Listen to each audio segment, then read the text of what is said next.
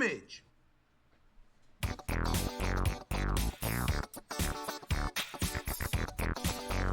So we're finally done with all the bye weeks. No more short recaps, no more missing games. It is TFO Sunday Night TECMO. I am your host, Clayton Willis, a.k.a. Rusty Shackelford. And we've got a game tonight between the Marvel Mutants and Venture Industries. The last game of Week 10, where everybody will have their 9th game played and be done with all the buys. So we're getting into the nitty-gritty. We're getting into where people are going to start claiming playoff spots. People are going to start being eliminated from the playoffs. It's about that time. So we'll get down to it tonight, as well as the divisional recap, so we know where we're going coming into Week 10. Then we've got the TFO Sunday Night recap to tell you all the Week 10 action that you need to know about up until the game tonight. But first, as usual, we have bills to pay. So you will get commercials, and you will like them. God damn it! All right. We'll be back after these messages.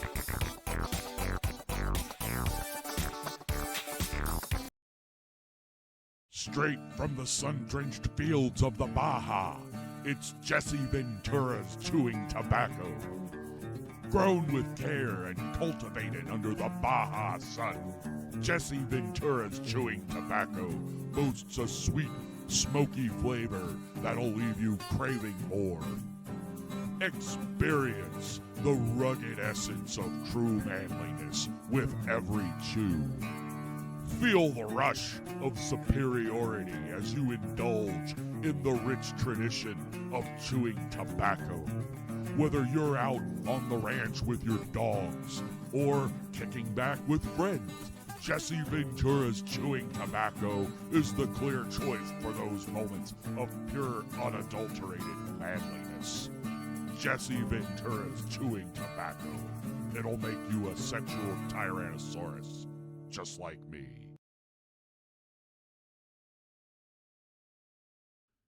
Howdy, folks. This is Jack Stratton. Have you ever jerked off into a half-full can of PBR, filled it up with Busch Light, then served it to your grandma? That depravity is exactly what your taste buds will experience when you try John Baylog's Shit Cakes. This season's new secret recipe has been brewed with you in mind. It will hit your mouth like a 5-gun commercial coke-raped a Skrillex mosh pit, and it will go down easier than a $3 junkie. So run to your nearest Cracker Barrel instantly and get the new batch of John Baylog's Shit Cakes.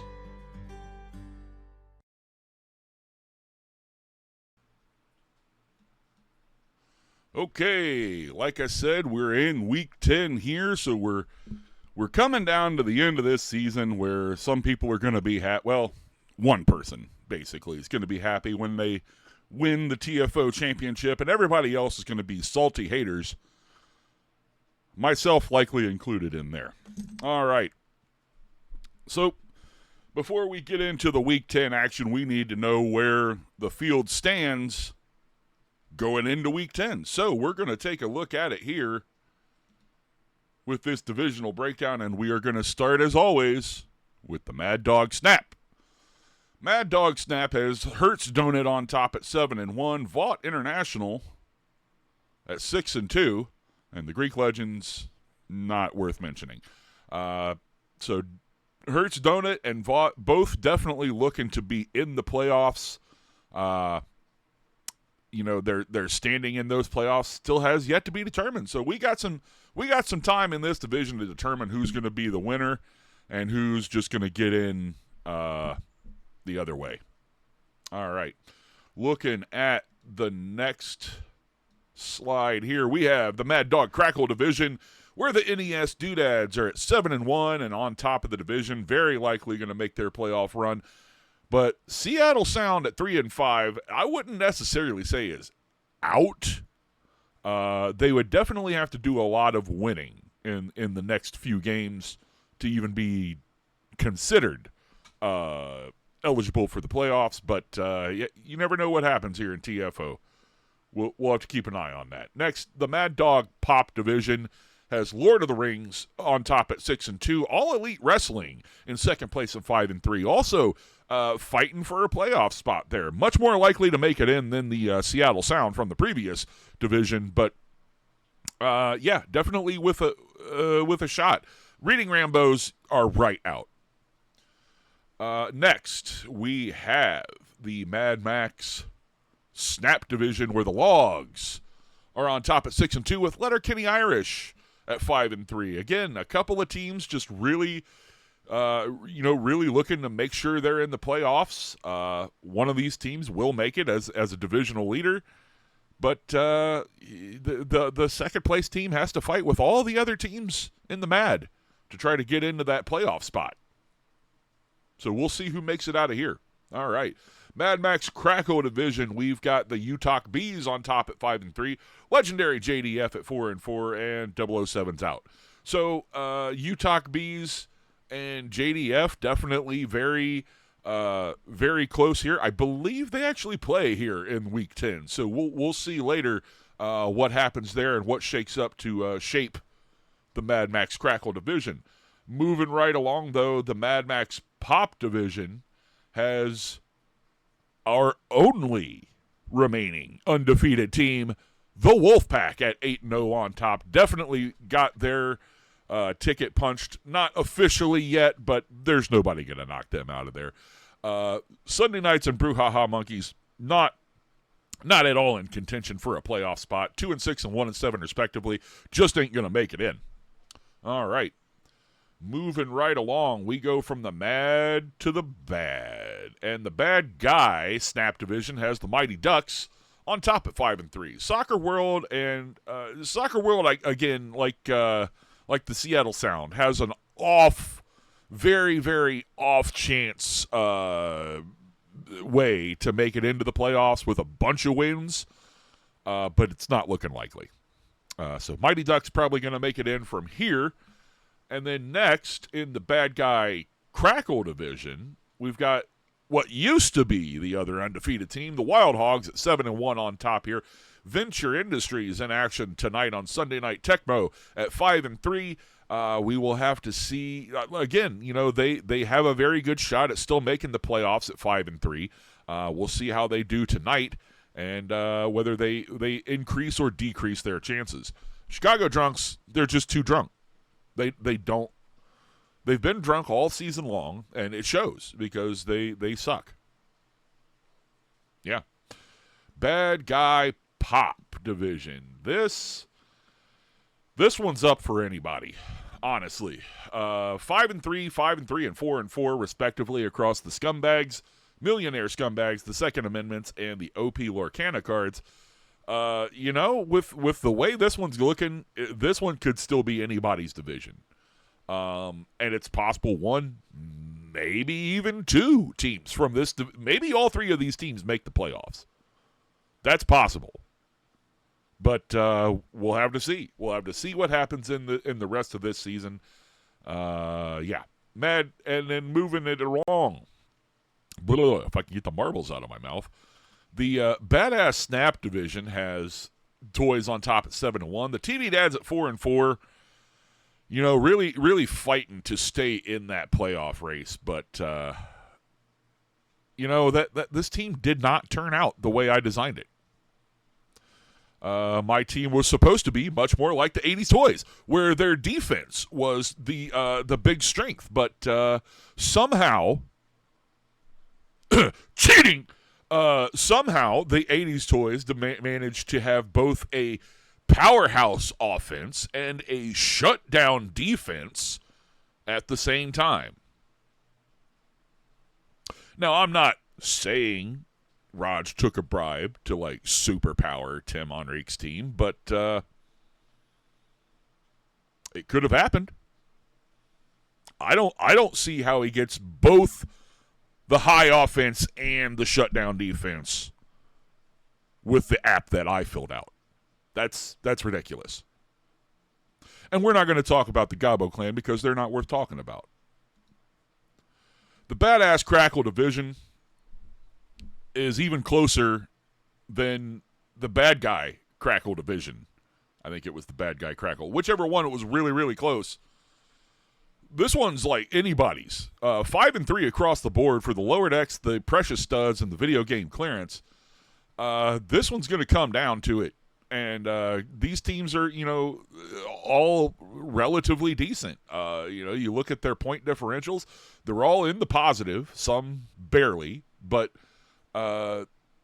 this is an interesting division to watch here. It'll be, again, we could possibly have all three teams in this division make the playoffs. It's a possibility. We'll have to see what happens. But lastly, we're going to look at the Badass Pop division where the Marvel Mutants are clearly on top at 6-2 and going to make the playoffs. We'll see what they do tonight on Sunday Night TECMO. But the Italian Stallions and Yacht Rock and Rap are pretty much out of it. Too bad for JVM, but, shit happens. All right. With that being done, we're about ready to see how Week 10 has unfolded so far. But first, these commercial messages.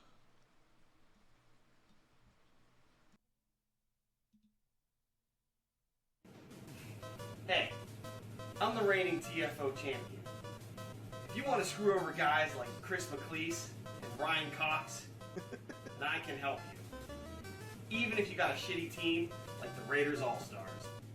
Professionally crafted, with a bunch of losers' insides. Let's face it, not all the money in the casino is there for you to win. You can't get the best hands there all the time, even if you're counting cards or bribing the pit boss. It's about winning. That's what you need to do. Luck Potion number 7. It'll take you from a beginner to a winner.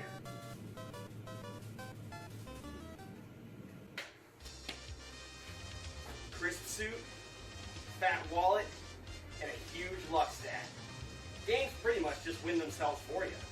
You don't even have to pay off the garage.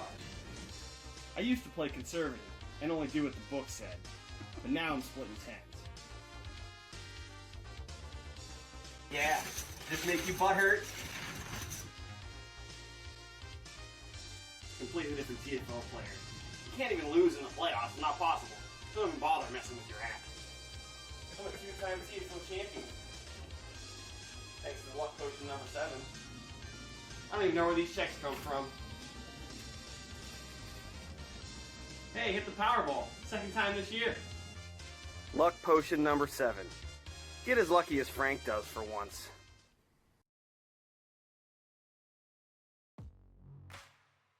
In honor of the only undefeated team in TFO history, Bot International brings you Perfection.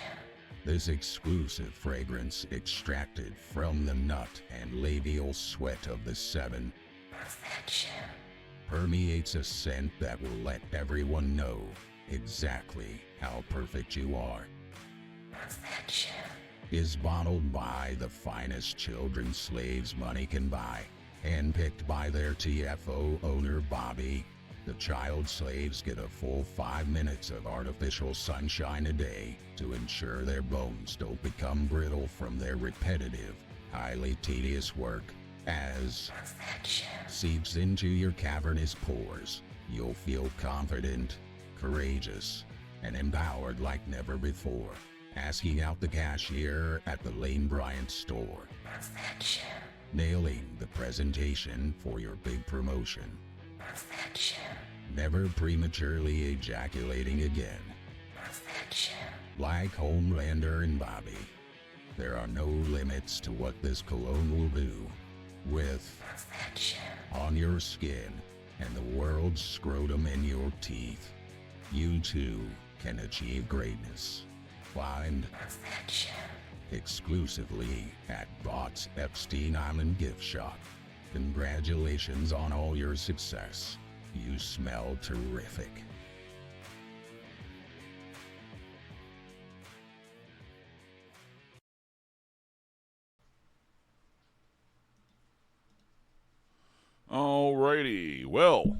with Week 10 nearly over, I think we should probably take the time to look back at what's happened so far and see where these teams are going to go. So, without further ado, let's hit the music. Oh my God, he was ready. Shit. It's the Wild Hogs and the Yacht Rockin' Rap. Facing off first here. And, for the Wild Hogs getting back to their winning ways after dropping one last week. Harley Davidson runs this one in from 42 yards out, and the Hogs would win this one 34-21. Next, we've got Lower Decks taking on Soccer World, and Captain Ransom. He is a captain, I do have to admit that. Captain Ransom gets it into the end zone after a pass from Captain Freeman, 19 yards on that completion, and the Lower Decks take out Soccer World 34-14. Next, the video game Clearance takes on the Southside Gargoyles, and we're going to get fourth quarter action here. Usually we'll show you the deciding score of a game, but this score was more important because this is GCE Vectrex's fourth touchdown of the day. That's right, he pulled off the Bundy en route to routing the Southside Gargoyles 48-7.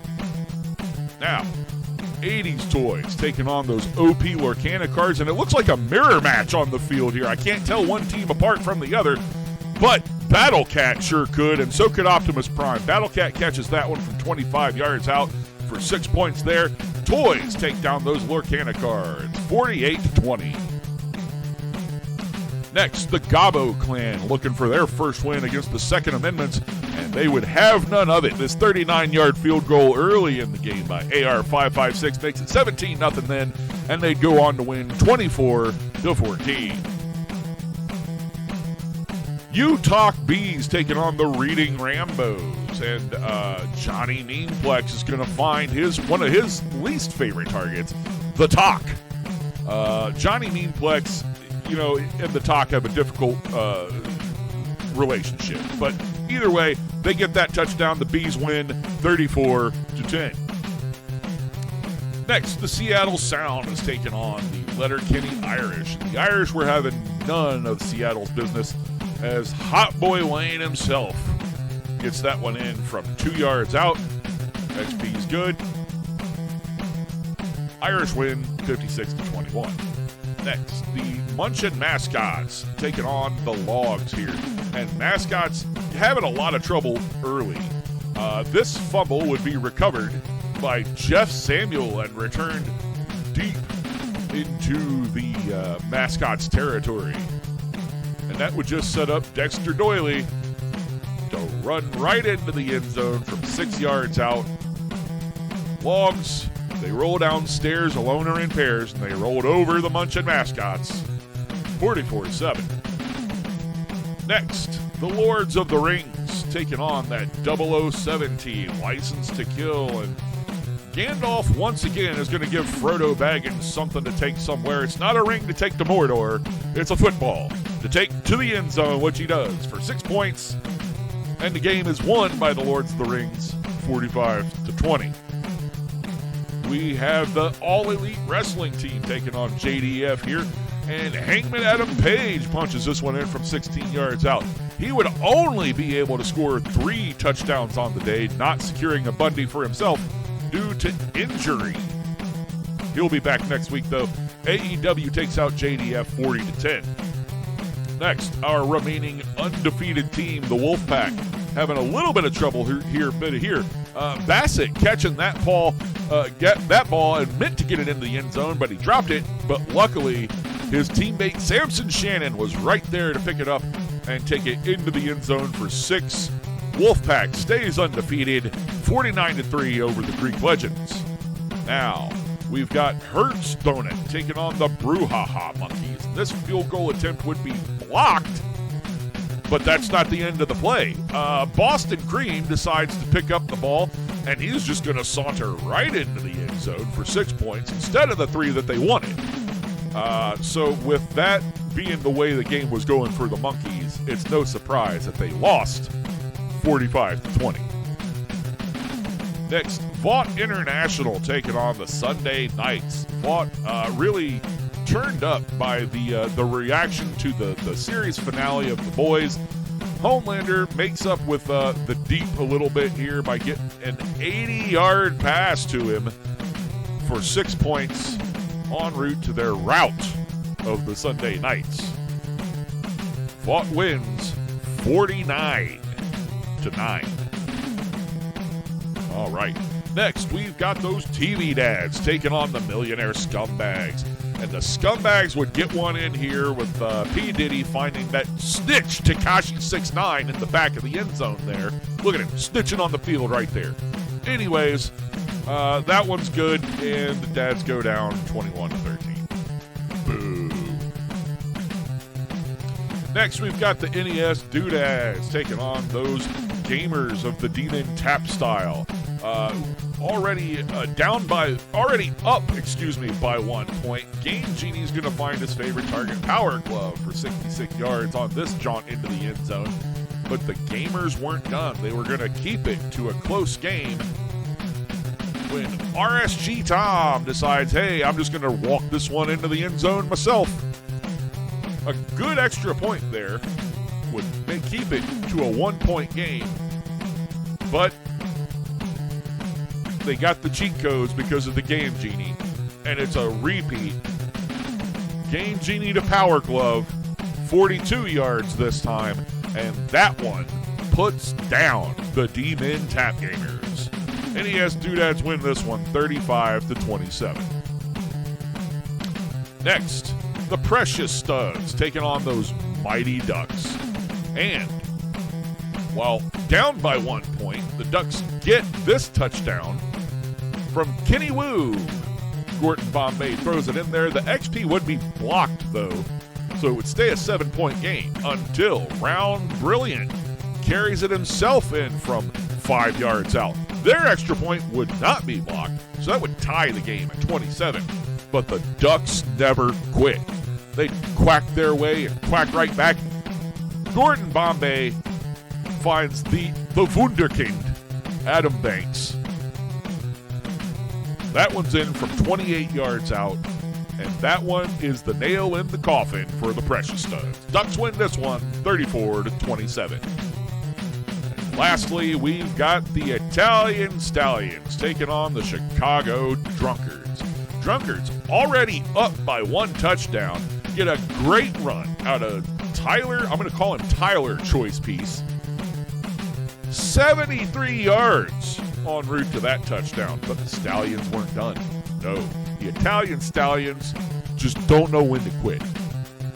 And that is proven right here by Rocky Balboa finding Nemesis, Ivan Drago, in the middle of the field to get 7 points there with a good extra point. Now, a quick 3 and out later, and the Stallions are back on offense. That's right, ready to tie it up. He finds Ivan Drago deep downfield. He's going to make it down to the 6-yard line, and that gives him plenty of chances, but it comes down to the last play of the game. Oh, incomplete in the end zone, and that's the game.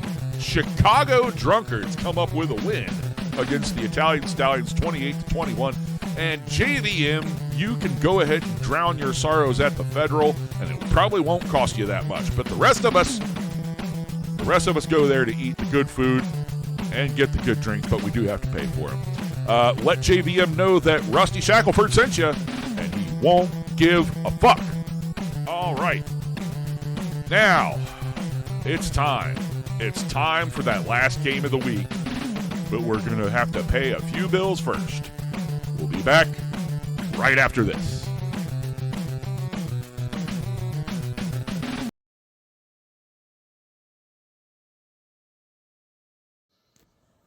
Do you want to travel in style? Enjoy hotels usually reserved for high rollers? Dine at the most exquisite Brazilian steakhouses? Then try TECMO Blood Money. Hi, I'm the Measuring Stick, Mike Petrosic. You may know me as a former TOL champion, as well as the current and only 2-time TFO champion. To the victor, go the spoils, but also the expenses. Due to my numerous public appearance requests, I've incurred a lot of traveling expenses. To help offset those costs, I've discovered TECMO Blood Money. Thanks to advancements in medical technology, along with the cooperation of the Chinese government, owners can now sell their bodies to help raise funds to travel to various TECMO events. Owners can donate their plasma at various locations, up to 2 times a week, for up to $150 a week. It's a quick and easy way to raise money to travel to Columbus for the annual TFO Championship and watch me dominate year in and year out. So be like me, the measuring stick, and earn some TECMO Blood Money today.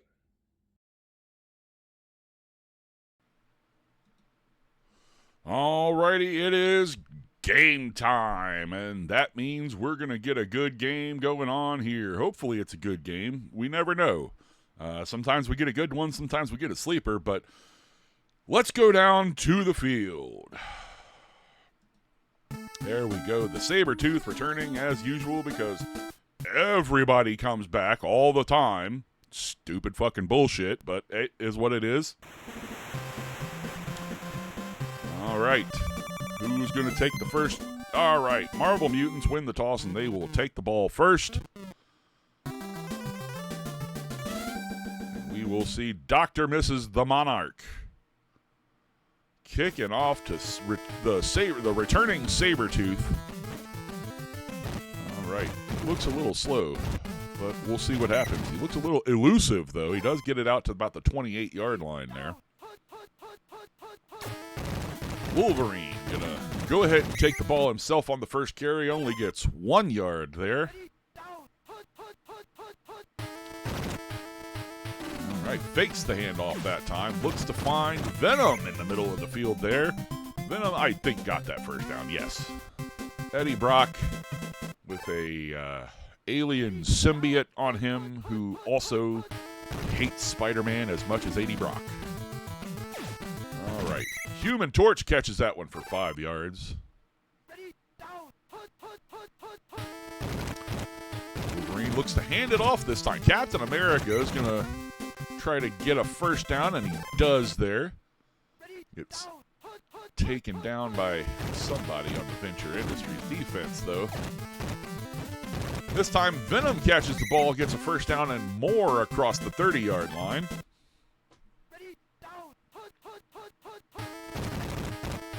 Dropping back, hands off again to Captain America on the right side, who gets about 6 before he's taken down.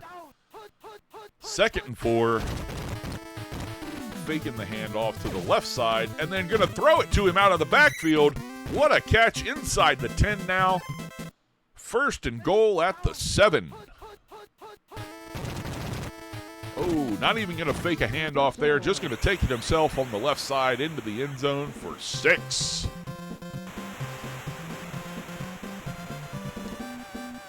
All right. Going to add 1 to it. Baymax, and he gets it in there. 7-0. Marvel Mutants now. We will see what Venture Industries has for an offensive play here. Jefferson Twilight Blackula Hunter. Not sure if he's going to find many Blackulas on the Marvel Mutants team. But Brock Sampson sure will carry that ball 8 yards. And you know what? There's quite a few matchups where I'd give Brock Sampson the win over some Marvel Mutant. There's quite a few where I'd say, no, I think Brock wins that fight. This is Rusty Venture. Dr. Rusty Venture decides to take it out of the backfield. Gets 7 yards before he's taken down there. Going to fake the handoff to Brock Sampson, and that was a mistake because Magneto came in and leveled him. 3rd and 13 now. They go to the shotgun, and he finds Brock Sampson out of the backfield, who jukes and jives his way through a couple of tackles to get the first down and more. All right. Just outside the red zone, Rusty Venture looks deep, threw it into triple coverage. Really, really lucky that was not intercepted there. But that'll happen when you got a blitz coming right at you. All right. 7-yard carry there makes it 3rd and 3. With just a few seconds till the end of the first quarter here. Brock Sampson gets the first down. And we move to the second frame. Sampson with the handoff.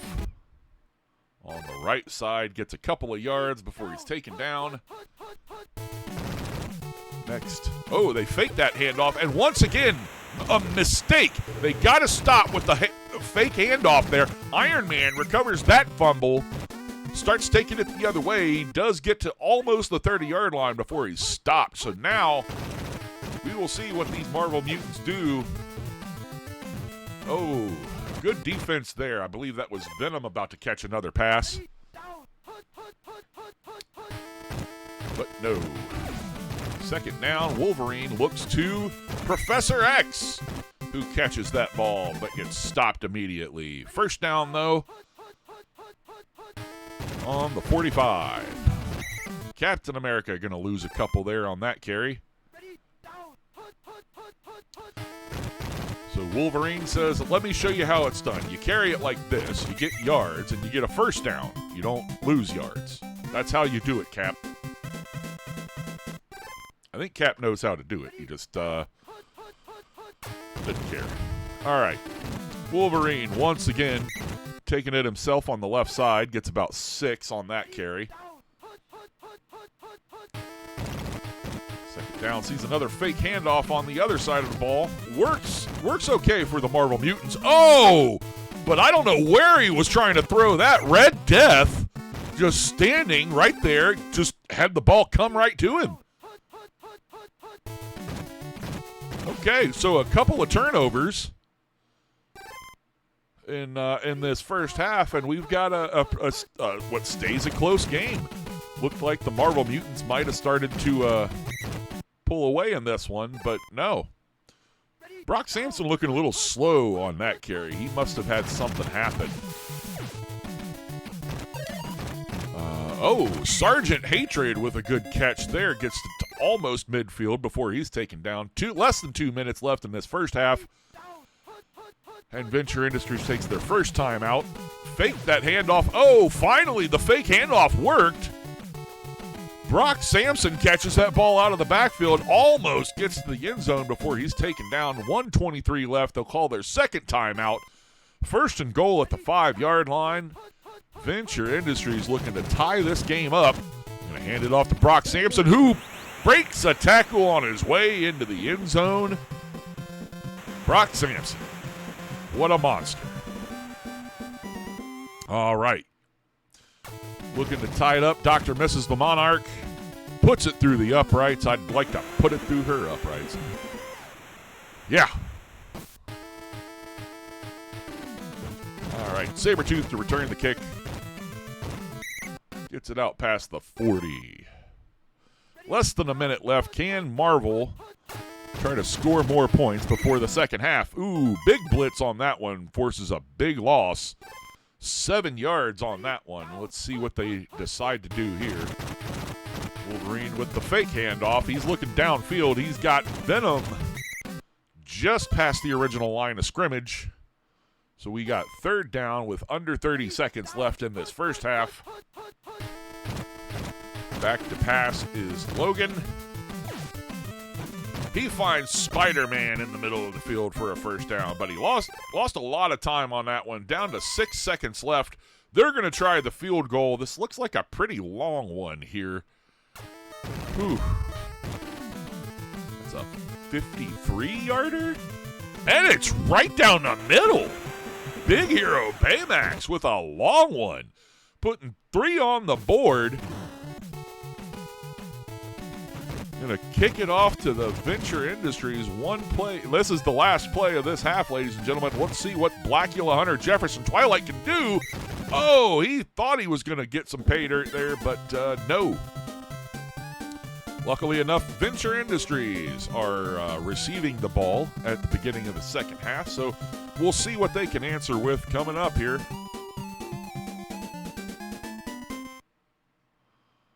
All right. Jefferson Twilight again. Back to return.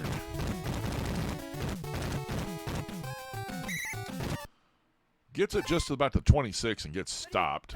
So we'll see what the Ventures can do here. Rusty decides to take it himself because he saw everybody covered downfield. He's got blocking right there. Just after he got the first down, he gets it past the 40. Gets himself a fresh set of downs. He's going to fake the handoff to Brock Sampson again. Oh, they got it. I see why they like that play, but you know, you gotta go with what works, and they kept going with what didn't work and eventually made it work. So now Venture Industries looking to get the first lead of the day. Ooh, down to the 2-yard line. Sampson got that one. They're going to have a few tries here and didn't need them. Sampson on the second try just punched it in from 2 yards out. So now the Venture Industries with their first lead of the day, looking to extend it by 1 point here. There we go. 14-10 Venture Industries, and we've got a game, ladies and gentlemen. I don't know what it is about Sunday Night TECMO, but we attract the good games. That's what happens here. All right, Sabretooth returning this kick. He's getting past a lot of them. He's gotten past the kicker, but the kicker caught up with him. Still a great return out of Sabretooth there. Venture Industries looking to hold the Mutants back. Ooh, blitz on this play. Not doing anything to Captain America. He finally gets it down to the 1 yard. He got it to the goal line, and they just stopped him dead. So hoping to make a goal line stand here are the Ventures. I don't know why Wolverine decided to throw that at the last second. He had absolutely nobody in front of him. He had a touchdown to go. Just like that. He could have walked in just like that one play earlier, but he didn't. So he must have known something. I don't know. It seemed odd. But we're going to see what happens here. All right. Extra point's good to make it a 3-point game. With less than 2 minutes in this third quarter.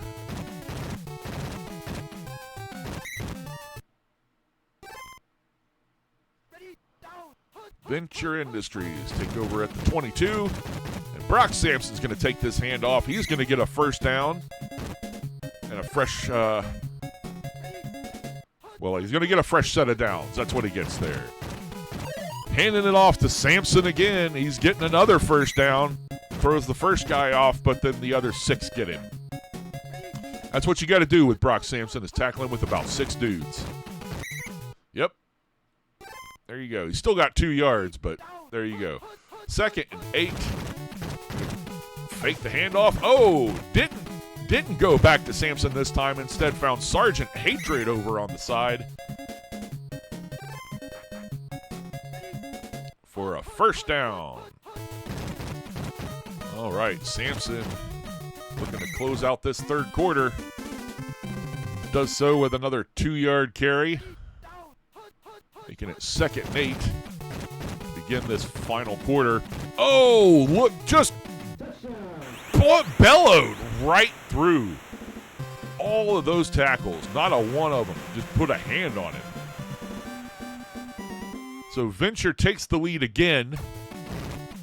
This extra point is good. Make it a 4-point game. So they need a touchdown, and a field goal does the Marvel Mutants no good at this point. All right. So let's see what they got. Marvel Mutants. Fake the handoff to Captain America. And look downfield to Professor X. That's a tried and true combo for the Marvel Mutants right there. Gets them right down inside the 10 already. But could they be leaving too much time on the clock? Too much time for Venture to come back and get another score. Maybe they need to run the clock out here some. Oh, Captain America tries that. He cut across the field, and and put a few seconds off of there when he could have just ran it in, but he gets 6 on the board. That puts him up by 2, so we're looking for the extra point. Oh, it's blocked! That means now a field goal can win the game for the Ventures right now. That's a terrible, terrible thing to happen for the Marvel Mutants right here. Jefferson Twilight out to the 35 on that return. And Rusty Venture is going to drop back. He's going to hand it off to Brock Sampson because it's been working so well so far. He gets 8 yards on that carry. 2nd and 2 to go. Rusty's going to hand it off again. And on the right side, he gets the first down. They're going to start calling some timeouts with 2:36 left in this game. I don't know why. I think you want to run the clock out here, actually. Because if you get these points, you're going to need to make sure that the Marvel Mutants don't have time to come back and score back on you. Handoff again to the right side here. Sampson almost gets that first down, a couple yards short. 3rd and 2 now. And I wouldn't even really say they're really in field goal range yet either, but a good first down there. Going to help them get a little bit closer.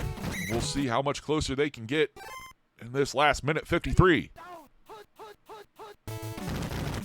Handoff. No, fake the handoff.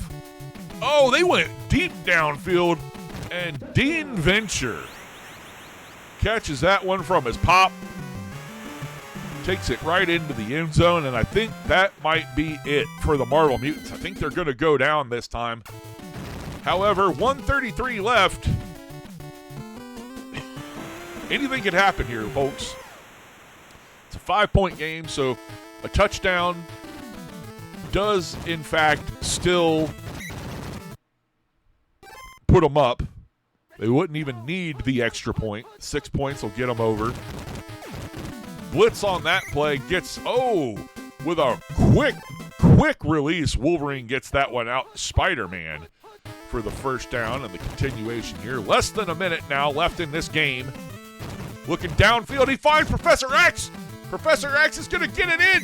Oh, he gets stopped at the 2, and he's hurt. They broke a wheel on his little wheelchair, and Professor X can no longer wheel his broken ass around. So they got Iceman replacing him here. Big play here. Big play. Wolverine decides to take it himself. Gets those 6 points. So now it's a 1-point game. We'll see what happens with the extra point here. Honestly, an inconsequential extra point, because it doesn't even put it out of a range for a field goal to win it here. All right, 25 seconds. The clock ticks on the kickoff, though. So it could be it. Jefferson Twilight goes down. Oh, we've got one play. One play to determine this game, folks. What's it going to be? They fake the handoff. Oh, and it's an incomplete pass, and that's the end of it. Marvel just escapes this one by the skin of their teeth. 30-28. What a good game, though. I tell you, we're getting some good ones here in the second half of the season here on TFO Sunday Night TECMO, so you need to keep tuning in because this is where the best games are. All right. Well, for myself, you can all go fuck yourself. But from the rest of us here at TFO, we will see you next TECMO.